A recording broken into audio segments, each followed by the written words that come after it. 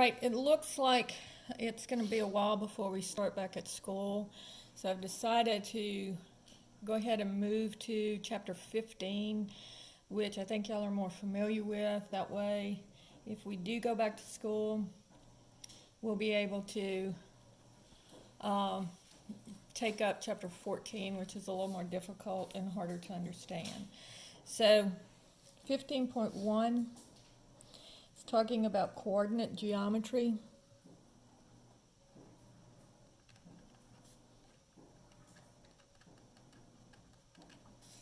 And it, of course, starts off with the Cartesian Coordinate System.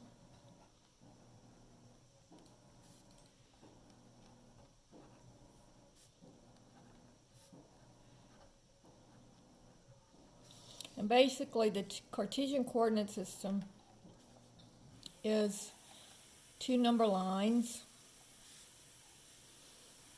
One is called the x-axis, and the other is called the y-axis.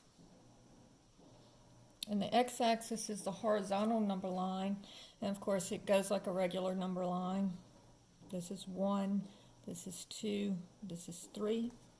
And then the negative numbers go backwards, -1, -2, -3. And then the y-axis is the vertical number line, and it's just like you would think. The positive numbers are going to go up,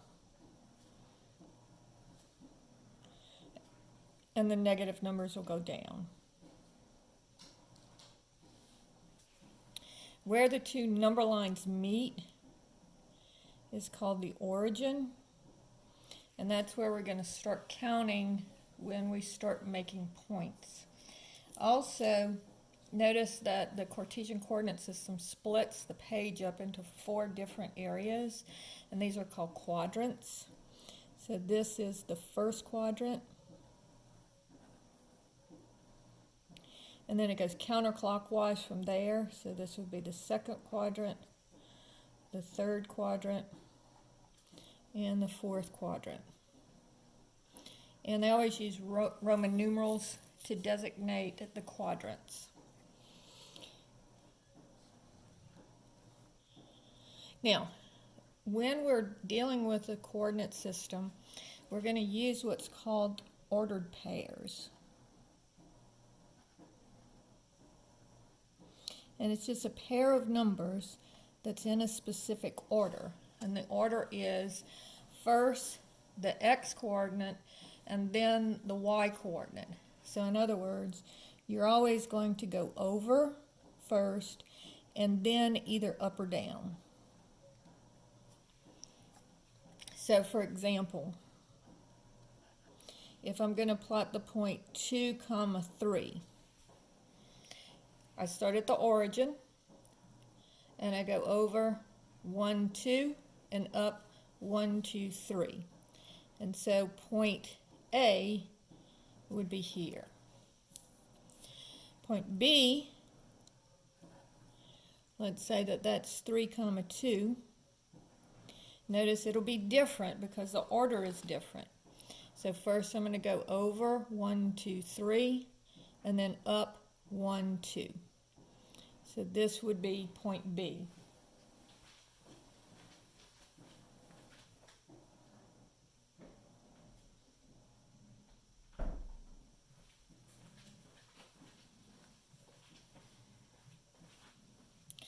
Point C is going to be 0, -2. So that says go over 0 and down 2. So this would be point C. Now notice point C is kind of a special point because it hits on the y-axis. So this one is called a y-intercept. And notice that the y-intercepts happen when the x is equal to 0. Now, if you think about it, that makes sense because you're saying don't go over any, just go up or down. And so the y-intercepts will always have the x equal to 0.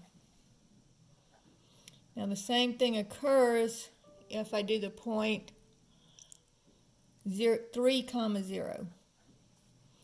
This says go over 3 and then up 0. So this will be an x-intercept. And notice that the y-coordinate is 0 because you're just going over, you're not going up or down. So now let's do a couple of points in the other quadrants. So if I do the point -2, 1, over -2, up 1 would be here. This would be point E. Sorry, this was point D. F, -1, -2. So over -1, down 2 would be here. And then G is 2, -3. So that says go over 2 and down 3. So that would be here. And this would be point G. So notice that this one is in, point E is in quadrant 2. Point F is in quadrant 3. And point G is in quadrant 4. And these first 2 points that I gave you were in quadrant 1. Now let's talk about the distance formula.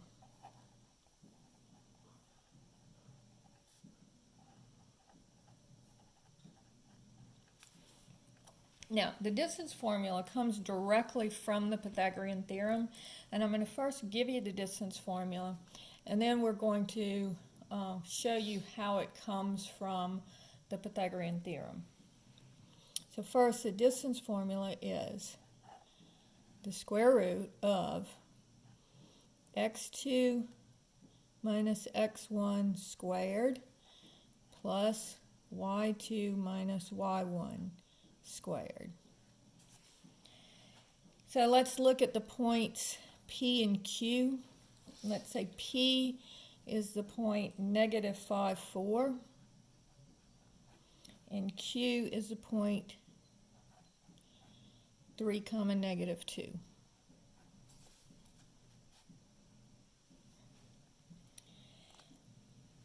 So the distance here, now notice that this, if I call this point 1 as P, then this would be the x-coordinate of my first point, and 4 would be, -5 would be the x-coordinate of my first point, and 4 would be the y-coordinate of my first point.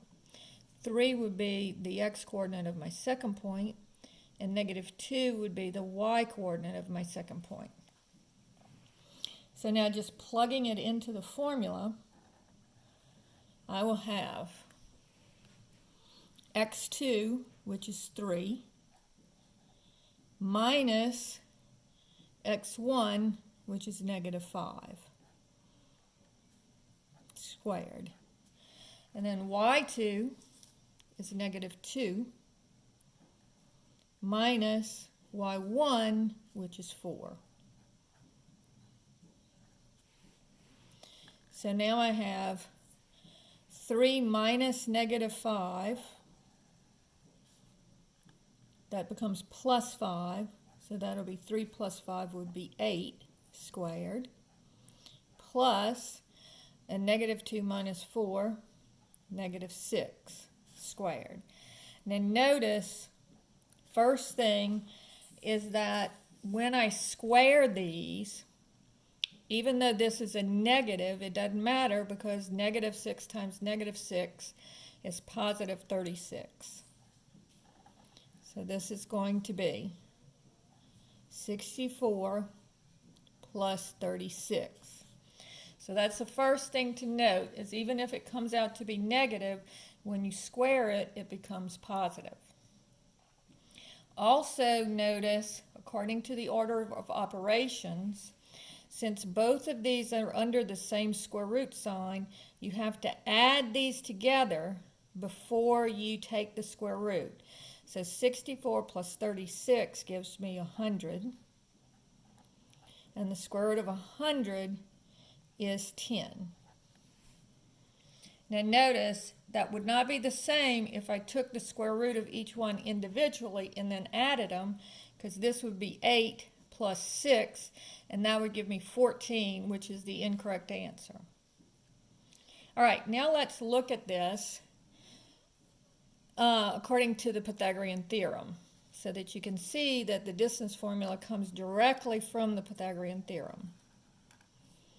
So let's look at our xy coordinate system.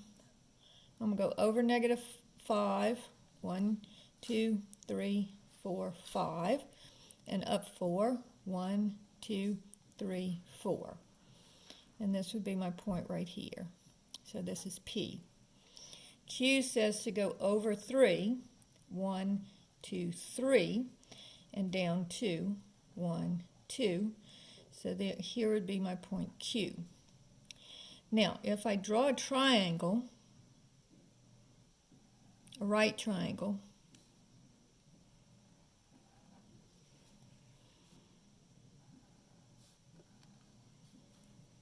and I call this A and this B, remember, A squared plus B squared equals C squared. And so my hypotenuse is always C, and my hypotenuse is opposite the right angle. So now, let's count how many steps we went down. So we're going down 1, 2, 3, 4, 5, 6 steps. So this distance is 6. And then let's see how far over we're going. 1, 2, 3, 4, 5, 6, 7, 8. So this distance is 8.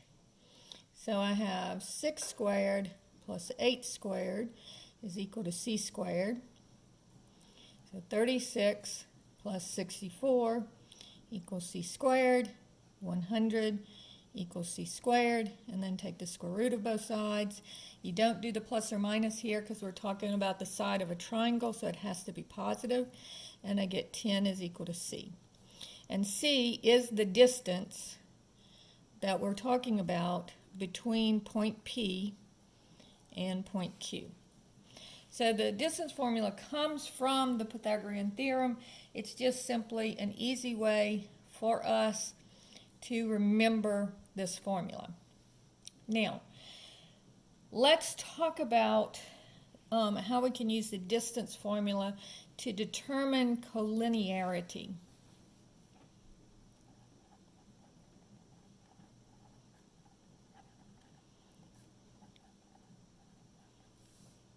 So let's put another point R,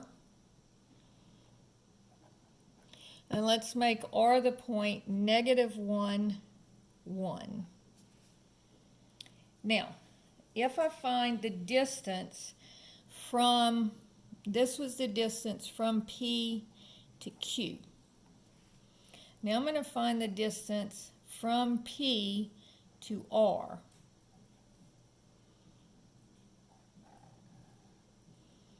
So this will be x2 minus x1 squared plus y2 minus y1 squared.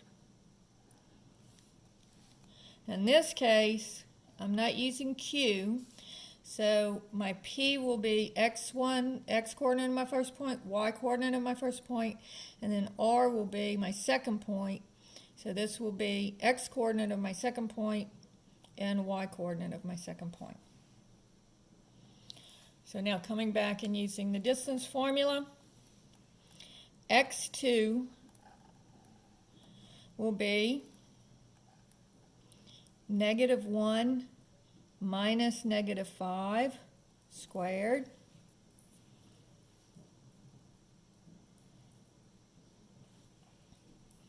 plus y2 is 1 minus 4 squared. So this is going to be the square root of, and negative 1, and this would be plus 5, would be 4 squared. And then 1 minus 4 would be negative 3 squared. But again, notice that the negative is also squared. And so this is going to give us 16 plus 9. And again, add them first, so that gives us 25. And the square root of 25 is 5. So that's the distance from P to R. So now, let's do the distance from Q to R. So now, we're not using P anymore. We're using Q as our first point. So this will be the x-coordinate of the first point and the y-coordinate of the first point. So again, using the distance formula, I get x2 minus x1 squared plus y2 minus y1 squared.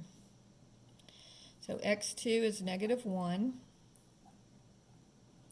minus x1 is 3.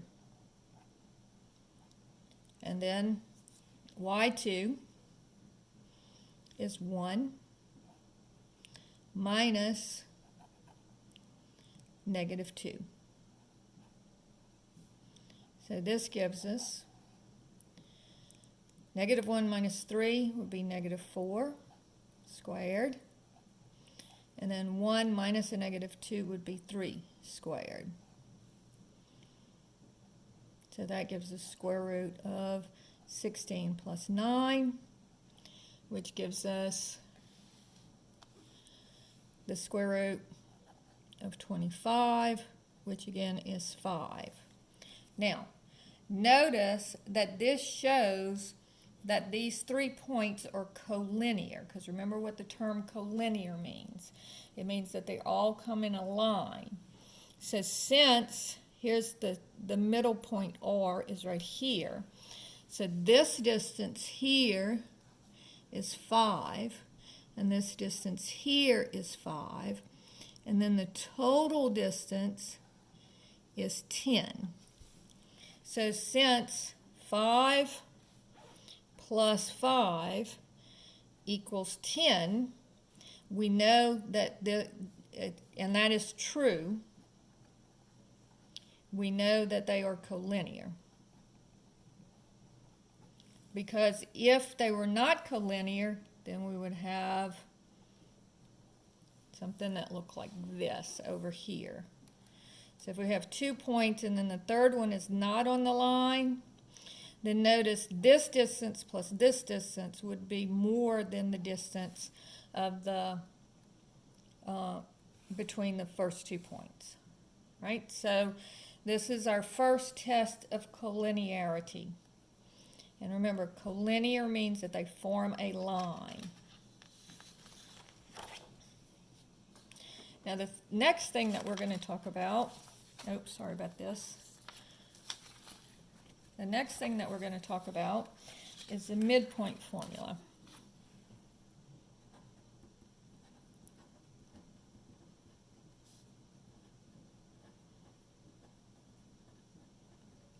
All right, now the midpoint is simply the average of the 2 points. And notice the points that I gave you on the last problem R is actually the midpoint between P and Q, because if I go from here to here was 5 and from here to here was 5, and so it's in the very middle of P and Q. All right, also notice that going down here I went down 3 and over 4, and here I went down 3 and over 4, whereas going from P to Q I went down 6 and over 8. And so the midpoint is simply the average of the x-coordinates and the average of the y-coordinates. So here is the formula. x1 plus x2 over 2 and y1 plus y2 over 2 is the y-coordinate. So if I have the points A is equal to -6, 0, and B is 0, 8. And I want to find the midpoint of those 2 points. So this would be the x-coordinate of the first point, y-coordinate of the first point, x-coordinate of the second point, y-coordinate of the second point. So now finding the average of my 2 x's would be -6 plus 0 over 2, which would be -6 over 2, which would be -3. So my x-coordinate is going to be -3, and then my y-coordinate will be y1, which is 0, plus y2, which is 8. So that would be 8 over 2, which would be 4. All right, so if I plot these,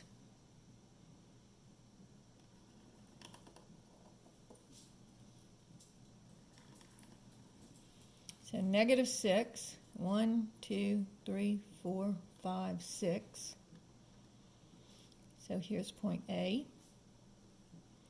And then over and up 0, so over -6, up 0. Notice that it is an x-intercept. And then my point B is over 0, up 8. So 1, 2, 3, 4, 5, 6, 7, 8. And here's point B. So then my midpoint is going to be at the very center between A and B. So it's over -3, 1, 2, 3, and up 4. 1, 2, 3, 4. So here is my midpoint right there. And you can see that this distance and this distance are the same. Any questions? Well, if you have questions, please email me. Now, the next thing that we're going to talk about on this part is the slope formula.